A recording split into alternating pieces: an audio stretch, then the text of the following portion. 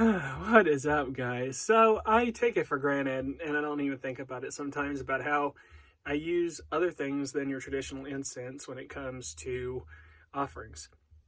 In a couple of my videos, I have actually used fire. So I want to talk about that today. I'm going to give some little tips about using fire and my suggestions when offering fire to the gods.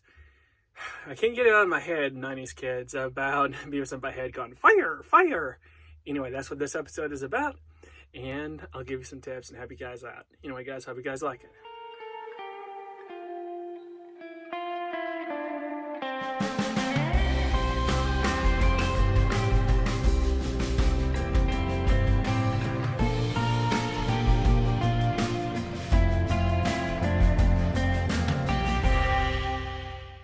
So the first tip I would give is that you want to look for the right bowl. And when I say right bowl, you want a bowl that will not break, crack, or explode whenever you're using fire in your rituals. And this is an example of what I use. It's a metal bowl that does get very hot. So with that said, you want a fireproof bowl as well as something that's fireproof underneath it. So when you put it on your altar, it does not actually burn the cloth of your altar. So that's also something to think about. So I got this at Goodwill, so I'm sure you can look it up, metal bowls that you can find all over the place. But this was a good set of like 5 metal bowls for Goodwill, from Goodwill. And so in other words, it's not from an actual store. So just look it up on Amazon, search fireproof bowls. It doesn't have to be metal. And it's multi-purpose. So I use this for libation as well, and it's clean. I mean, right now it's kind of dirty because it's had incense in it, but for when I'm talking about, yeah, these are like stainless steel, I think. But yeah, definitely a fireproof bowl, and don't forget to put something fireproof under it, because like I said, for metal, it gets super hot, and I'm sure it's a danger if you just set this on your cloth altar, and especially if you left it. So first tip, fireproof bowl, metal or not, and then something fireproof under it because it does get hot. So second tip is that you want to find out what kind of liquids you want to use to start your fire in your bowl. Is the liquid going to be the offering, or is the liquid just igniting the flame for your offerings? Like for me, for example, I typically use just like alcohol in general to just light the flame, because then I stick my incense cones or my offerings in it and to light it, and then I give my offering. With that said, I have in the past used rubbing alcohol. So like I said, most if not all alcohol is flammable.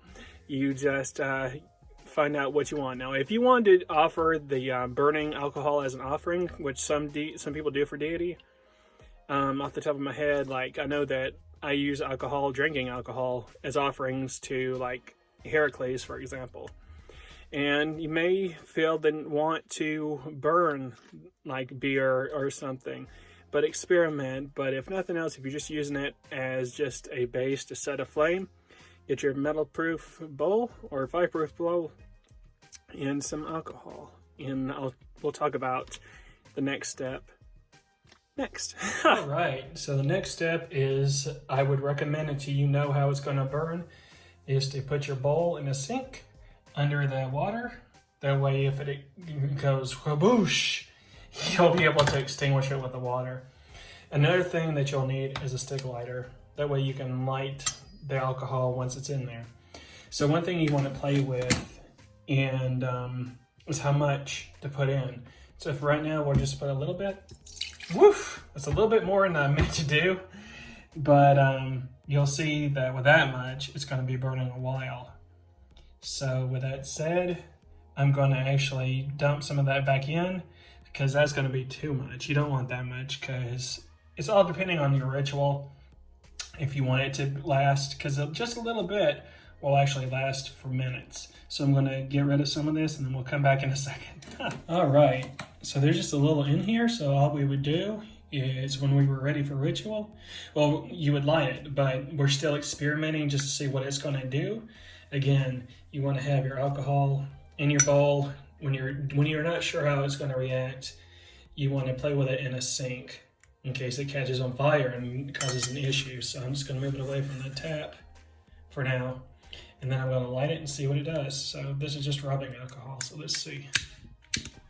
There you go. See.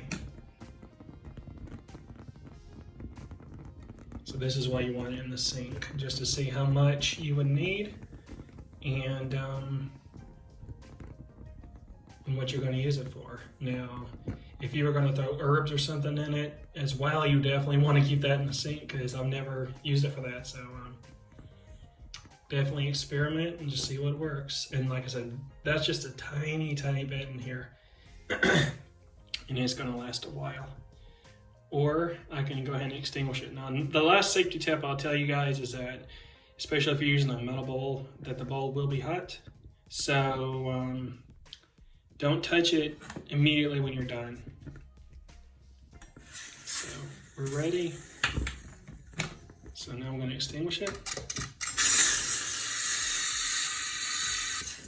And there you go.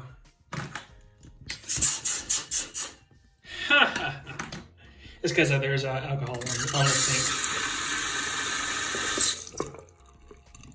And there you go. And you just do that until you know how long it'll burn and how long you want it to burn, and just play with it like that. There you go, guys. That's how you would use fire in your rituals. Just keep it safe and be careful until you know what you're doing. Always, because if you play with fire, you're going to get burned in more ways than one. You'll see. These aren't burns, but it's actual, you can tell I've been messing with fire because I got smudges all over my hands. No. Anyway, guys, take it easy, and I'll see you later. Bye.